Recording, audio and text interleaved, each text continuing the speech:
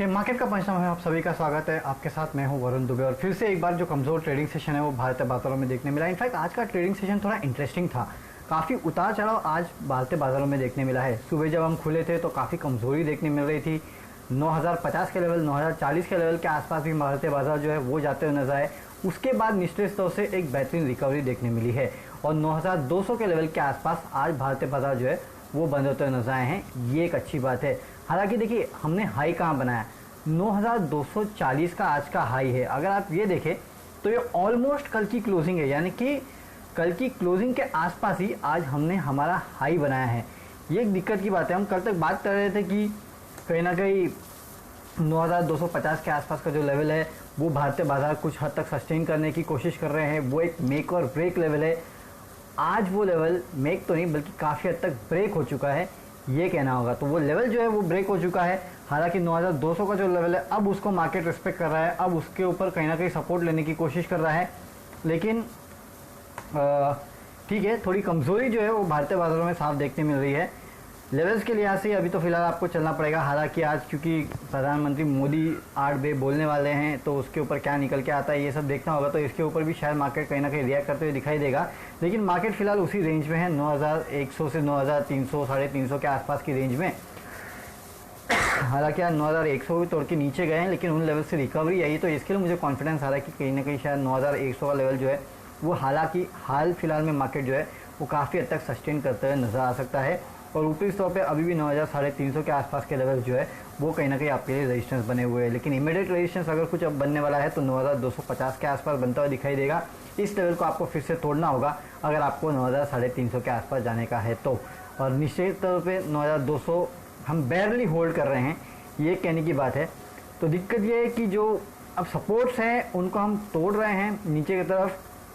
आज फिर से वही बैंक निफ्टी जो है वो सबसे बड़ा कल्प्रिट है। हालांकि इसके अलावा पावर स्टॉक देखिए, रिलायंस देखिए, रिलायंस में आज अच्छी खासी गिरावट जो है वो देखने मिली। तो रिलायंस भी एक रीज़न है जिसकी वजह से आज भारतीय बाजारों में इस तरह की गिरावट जो है वो देखने मिली है। हालांकि रिलायंस जैसे स्टॉक में रोज़ गिरावट होती नहीं है, आज गिरावट है। मेरे ख्याल से इस गिरावट में इससे अच्छा मौका नहीं मिलेगा आपको। 5-6% अगर रिलायंस गिरा है तो खरीदारी का, तो इस गिरावट में रिलायंस जैसे काउंटर में तो बहुत अच्छी मौके थे खरीदारी के।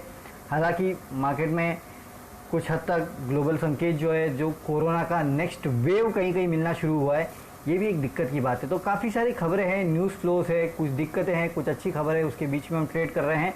कुछ लेवल से जो आपको याद रखना है, 9200 के आसपास आज बंद हुए, 9130 का अगला लेवल होगा जिसपे हम सपोर्ट लेते हुए नजर आएंगे। और उसके बाद तो फिर 9100 के नीचे भी फिसल सकते हैं। तो ये कुछ लेवल्स है जिस पे नज़र रखें। ऊपर 9250 जो है, 2060 जो है वो आपके लिए इंपॉर्टेंट रेजिस्टेंस है और नीचे 9130 140 के आसपास जो है वो इंपॉर्टेंट रेजिस्टेंस आपके लिए होगा। चलिए अब सवाल जवाब का सिलसिला शुरू करते हैं। या सुनील कुमार सिंह पूछे हैं पिडिलाइट। देखिए पिडिलाइट में आज अच्छी खासी गिरावट देखने मिली है।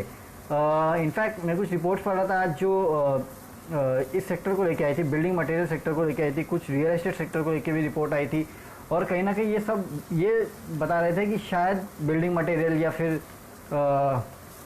कुछ सिलेक्टिव जो रियल एस्टेट काउंटर्स है उनमें आगे जाके आपको कुछ शायद दबाव देखने मिल सकता है, क्योंकि कुछ लोग यहाँ जो डिमांड है उसको लेके कंसर्न्स उठा रहे हैं। और याद है कि पिडिलाइट एक ऐसा काउंटर है जिसमें डायरेक्ट इम्पैक्ट जो है रियल एस्टेट काउंटर का होता है, क्योंकि सबसे बड़े क्लाइंट इनके जो है वो रियल एस्टेट काउंटर्स ही होते हैं, रियल एस्टेट कंपनियाँ से होती है। हालांकि ये काउंटर अपने 50 डे हाई और लो के बीच में ट्रेड कर रहा है।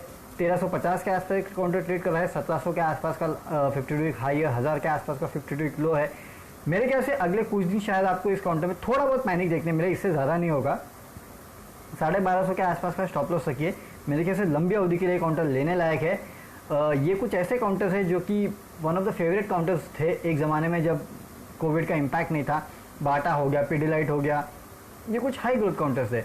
इसके लिए मुझे काउंटर अभी भी ख़राब नहीं लगता। याद रखिए एक मोनोपोली प्रोडक्ट है इस कंपनी के पास, ऑलमोस्ट मोनोपोली प्रोडक्ट है and one of the best product इस कंपनी के पास है। तो इसके लिए मेरे ख्याल से डरना नहीं चाहिए। थोड़े हिकअप्स रह सकते हैं, लेकिन ये हिकअप्स इस काउंटर को एक्यूमुलेट करने में ज़्यादा आपकी मदद करेंगे, ना कि आपको बेच के चलना है। तो याद रखिए लंबी अवधि के लिए इसमें अपना पोर्टफोलियो में आप इस काउंटर को अपना हिस्सा जो है वो बना सकते हैं। हालांकि कुछ दिनों तक थोड़ा प्रेशर ज़रूर रहेगा, वो प्रेशर को आपको झेलना पड़ेगा। अच्छा, अजय हिंदुस्तानी ये पूछे हैं एक्सिस बैंक पे 6 महीने का व्यू। देखिए अजय जी, एक्सिस बैंक पे व्यू देना है ना काफ़ी मुश्किल हो गया आज के टाइम पे।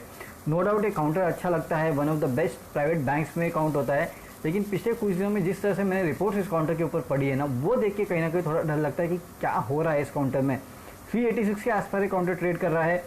मेरे ख्याल से लंबी अवधि के लिए आप इस काउंटर को भी अपने पोर्टफोलियो का हिस्सा बना सकते हैं, लेकिन यहाँ एक मुश्त पैसा मत लगाना। यहाँ थोड़े चरणों में अगर आप पैसा लगाएंगे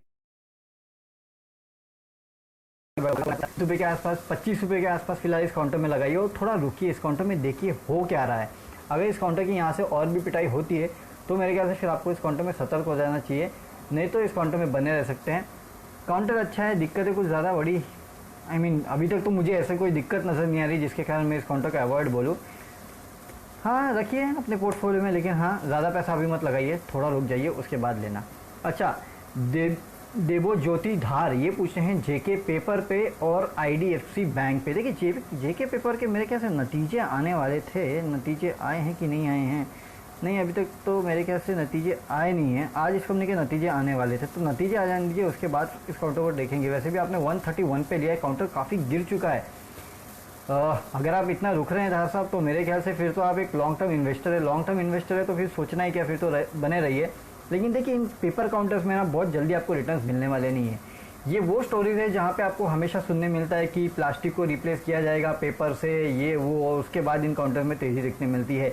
ये more of a trading play है। नो डाउट लॉन्ग टर्म की स्टोरीज है ये, लेकिन उसको वो स्टोरीज को प्ले ऑफ होने को थोड़ा समय लगेगा। आप एकाएक प्लास्टिक कंपनीज को बंद नहीं कर सकते, प्लास्टिक इंडस्ट्री को बंद नहीं कर सकते, राइट? वहाँ भी काफ़ी लोग एम्प्लॉयड है। तो ये जो चर्निंग होती है ना किसी भी इंडस्ट्री में, उसको होने को समय लगता है।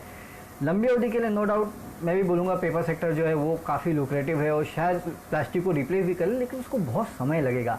इसके जब ऐसी न्यूज़ आती है तो उस न्यूज़ को आपको प्ले करना चाहिए, ना कि इसको अपने पोर्टफोलियो का हिस्सा बनाना चाहिए। अब आप इतने लॉस में बैठे तो मैं आपको क्या बोलूँ कि 40 रुपये का लॉस आप बुक कर लीजिए 100 रुपये के स्टॉक में, तो बचा क्या? थोड़ा रुकिए, रिजल्ट आने दीजिए, उसके बाद देखिए कमेंट्री किस तरह की आती है, उसके बाद मेरे ख्याल से आपको ज़्यादा अच्छा भी मिलेगा। लेकिन देखिए एक बात याद रखिए धार साहब, इतना इस टाइप के स्टॉक में है ना बड़ा इन्वेस्टमेंट नहीं करना चाहिए, लॉन्ग टर्म के लिए आपको नहीं रुकना चाहिए। हालांकि अगर आप रुक चुके हैं तो अब मैं कुछ कह नहीं सकता, लेकिन हाँ ऐसे स्टॉक में ज़्यादा लंबे समय के लिए मत रुकिए, निकल जाना चाहिए ऐसे स्टॉक में अगर जब भी लॉस होता है थोड़ा बहुत। तो अभी ठीक है आपने किया है तो रिजल्ट आने दीजिए, उसके बाद शायद ज़्यादा बेटर व्यू होगा कि करना क्या चाहिए। आईडीएफसी फर्स्ट बैंक आपने 2144 पे रखा है, लेवल्स अच्छे हैं, 20 के आसपास ही काउंटर ट्रेड कर रहा है। मेरे ख्याल से देखो बैंक्स में सबसे वीक बैंक्स में अगर कोई आता है ना तो ये उन कैटेगरी में आता है। हालांकि सबसे सस्ते वैल्यूएशन में भी अगर कोई आता है तो वो भी यही कंपनी आती है। तो उस लिहाज से अगर मैं आपको बोलूँ तो इस लेवल पे आपने लिया है तो मेरे ख्याल से बने रहिए, है ना, बेचने की जल्दी मत कीजिए इस काउंटर में। मेरे ख्याल से आपके लेवल्स आपको मिलने चाहिए, आज नहीं तो थोड़े दिन बाद मिलेंगे। पेशेंटली बैठिए, इसमें लॉस के साथ मत निकले क्योंकि इन लेवल्स पे लॉस करने का कोई मतलब नहीं है ना। तो इसके लिए बने रहिए इस काउंटर में। हालांकि स्टॉप लॉस था कि 18 रुपये के आसपास का, उसके बाद बने रहिए। मेरे ख्याल से 25 तक तो ये काउंटर जाना चाहिए अगले 1-2 महीने में, तो रिटर्न आपको देखे जाएगा। सागर सोनावा ने इंडियन होटल्स पे पूछे, देखिए सागर जी इंडियन होटल्स अपने 50 लो के आसपास ट्रेड कर रहा है, 65 रुपये के आसपास। अब ये होटल इंडस्ट्री है, एविएशन, चलिए एविएशन तो शायद खुलने भी वाला है, लेकिन होटल इंडस्ट्री है या फिर टूर्स एंड ट्रैवल्स को रिलेटेड जितने काउंटर्स हैं ना, इनके साथ थोड़ी दिक्कतें हैं। ये जब रिवाइव होंगे ना तो इनका रिवाइवल बहुत अच्छा होगा, नो डाउट। बट हाल फिलहाल में पता नहीं रिवाइवल होगा कि नहीं होगा, कोरोना ख़त्म होने के बाद लोग जाना चाहेंगे कि नहीं जाना चाहेंगे, तो ये सब क्वेश्चन मार्क है। तो इन कंपनीज के बिजनेस मॉडल को लेकर सबसे बड़ा क्वेश्चन मार्क है, ये सबसे बड़ी दिक्कत है। 65 के आसपास ट्रेड कर रहे हैं, मेरे ख्याल से आपको इन काउंटर्स में बेट नहीं लेना चाहिए क्योंकि इससे अच्छे काफ़ी सारे और काउंटर आपको मिल जाएंगे जहाँ पे आप शायद खरीदारी कर सकते हैं। इन काउंटर में मेरे ख्याल से आपको फिलहाल बेट लेने का बिल्कुल जोखिम नहीं उठाना चाहिए, क्योंकि सही में इन काउंटर में अगर आप लेंगे तो ये जोखिम होगा, इसके जोखिम मत उठाइए, इन काउंटर में दूर रहिए, यही सलाह होगी। फाइजर, देखिए फाइजर काउंटर बहुत अच्छा है, नितिन सोनी पूछते हैं 4660 के आसपास काउंटर जो है वो ट्रेड कर रहा है। सोचिए 52 हाई जो है 5200 के आसपास है, उसके बाद भी 4360 के आसपास काउंटर ट्रेड कर रहा है। फार्मा काउंटर्स में अगर आपको कहीं बेट करना है तो हम हमेशा से कहते आए हैं कि जो ये वाली कंपनीज़ है, क्या बोलते हैं, एमएनसी फार्मा कंपनीज़ है, वो सबसे अच्छी बेट है पूरे फार्मा स्पेस में अगर आपको कहीं पैसा लगाना है तो। फाइजर उसी में से एक काउंटर है।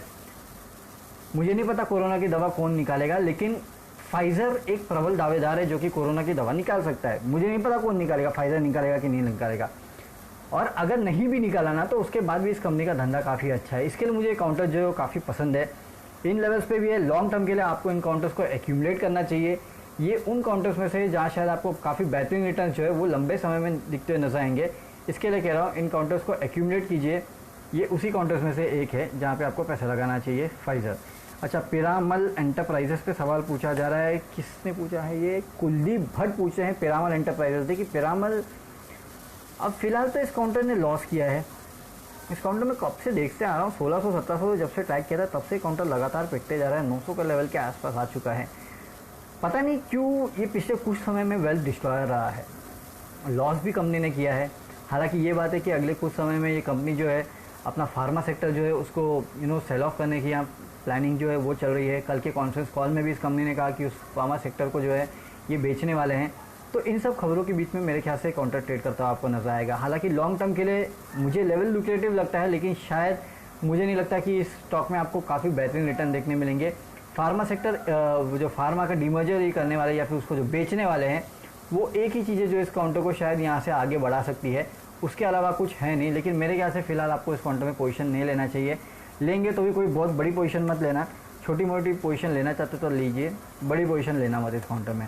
अच्छा, एशियन पेंट्स पे और एक सवाल लेता हूँ। शाम हितेश पूछ रहे हैं कि एशियन पेंट्स पे व्यू क्या है। देखिए एशियन पेंट्स ऐसा काउंटर मुझे काफ़ी पसंद है, लेकिन जिस तरह का डाउनग्रेड आज इस काउंटर पे आया, 1100 रुपये के आसपास के टारगेट जो है वो इसमें अब लोग सुझाने लगे। इसके आज इस काउंटर में 3% के आसपास की गिरावट भी देखने मिली। देखिए अगर गोल्डमैन जैसे लोग इसमें 1100 के आसपास के काउंटर सुझा रहे हैं तो मैं चौंकूंगा नहीं कि अगर ये काउंटर 1100 नहीं आएगा तो शायद 1300-1400 तक आ सकता है। तो यहाँ से मेरे ख्याल से अभी भी 100-150 रुपये के आसपास 1-1.5 महीने के आसपास 2 महीने का व्यू अगर आप ले तो उतना डाउनसाइड शायद आपको इस काउंटर में देखने मिल सकता है। इसके लिए एक डाउनसाइड के लिए आपको इस काउंटर में तैयार हो जाना चाहिए। नतीजे भी आने वाले हैं इस बार। देखिए कंसाई नेरोलैक के नतीजे थे, जितना मार्जिन में एक्सपांशन सोचा था उतना मार्जिन में एक्सपांशन आया नहीं। और हमने हमेशा देखा है कंसाई या बर्जर जो है उनका मार्जिन एक्सपांशन जो है वो एशियन पेंट से ज़्यादातर अच्छा होता है। अगर वही मार्जिन एक्सपांड नहीं कर पाए तो एशियन पेंट्स कितना मार्जिन एक्सपांड कर पाएगा, इसके ऊपर मुझे काफ़ी शक है। इसके लिए मैं कह रहा हूँ शायद इस बार के नतीजे भी आपको थोड़े ढीले देखने मिले। उसके बाद कमेंट्री देखना कि कमेंट्री किस तरह की देता है मैनेजमेंट, उसके बाद शायद व्यू लेंगे तो ज़्यादा बेटर होगा। लेकिन मेरे ख्याल से इस रिपोर्ट के बाद करीब 100 रुपये के आसपास का डाउनसाइड जो है वो इस काउंटर में खुलता है। लॉन्ग टर्म निवेशक है तो मेरे ख्याल से आपको थोड़े टाइम रुकना चाहिए। उसके बाद अगर आप अपनी पोजीशन लेंगे तो आपको ज़्यादा बेटर लेवल्स मिल जाएंगे जिस पे आपको ये कंपनी में एंटर करने मिलेगा। तो ये व्यू रहा एशियन पेंट्स पे। चलिए इसी नोट पे विदा लेते हैं क्योंकि अब कल आपके साथ फिर जुड़ेंगे इसी प्लेटफॉर्म पे। उसके पहले आज रात को 8 बजे देखिए मोदी जी क्या कहते हैं और उसका क्या निष्कर्ष निकलता है, तो उसके ऊपर भी शायद मार्केट जो है आपको कल कहीं ना कहीं ट्रेड होते हुए नजर आएंगे कि उसका बहुत बड़ा इम्पैक्ट जो है हमारी इकोनॉमी पे भी पड़ेगा कि मोदी जी किस तरह का स्टेप लेते हैं। इसके अलावा याद रखिए कल रिलायंस की जो राइट इशू रिलायंस ने दिया था उसकी एक्स डेट भी है, तो कल उसका एडजस्टमेंट जो है आपको रिलायंस के काउंटर में देखने मिलेगा। और भारतीय एयरटेल के जो अफ्रीका के नंबर्स है वो भी कल आने वाले हैं। तो ये कुछ इंपॉर्टेंट इवेंट्स है जिसके ऊपर हमें ट्रेड करना है। कल सुबह हमारे साथ जुड़िए, आपको बताएंगे भारतीय बाजारों को कैसे ट्रेड करना है, क्या संकेत है ग्लोबली और लोकली भी। साथ ही साथ इसी समय इसी प्लेटफॉर्म पे जुड़िएगा, आपके जो बचे कुछ सवाल है उनका भी जवाब देंगे। तब तक के लिए सी यू एंड गुड बाय।